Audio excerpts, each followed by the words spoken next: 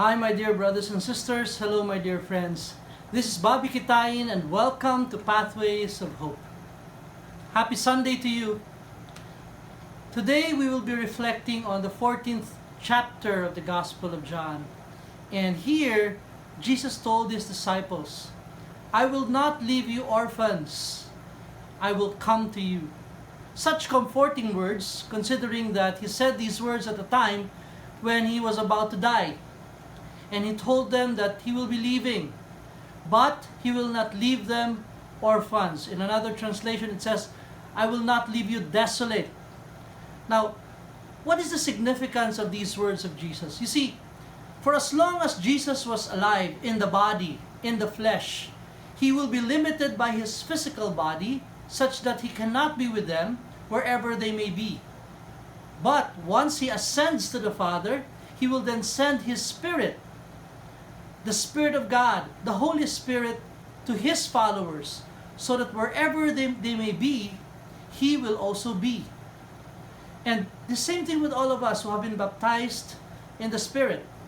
For those among us who have been sacramentally baptized, even for those among us who have been baptized through a Life in the Spirit seminar, we can be confident that the Holy Spirit will be with us everywhere we go. We are not alone. We've got help. And that's the beautiful thing about this. This is the good news of what Jesus is saying to us.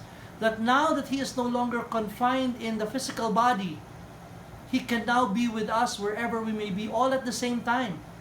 And what does his Spirit do? What will his Spirit do? The Holy Spirit will enable us, strengthen us, encourage us, guide us. It's as if Jesus was right there beside us. No, actually, Jesus, through the power of his Holy Spirit, is inside of us.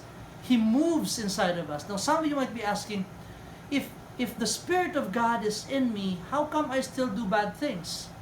If the Spirit of God is in me, how come I still have negative thoughts? I still worry, I still fear. Well, there is something about God that we should know. He will never tamper with our free will. God will be with us, he will guide us, encourage us, teach us, strengthen us. But at the end of the day, we have to cooperate with him. We have to say yes to him. And that's what we need to pray for. We have to pray for the grace to cooperate with the Holy Spirit in our lives so that we can truly live our lives in a way that is pleasing to God. Now, my dear friends, this day I want to encourage you to do two things. One, be grateful that God will not leave us orphans, that God has not left us to be by ourselves, that we've got help.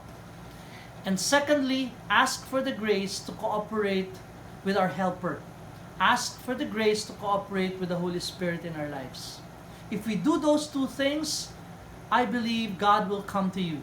Jesus will come to you, and the Holy Spirit will be in you to transform you, to make you a better person, to make you a person more pleasing to God.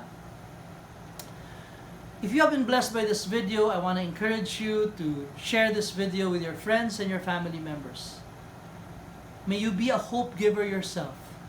This is Pathways of Hope, telling you, have a blessed Sunday.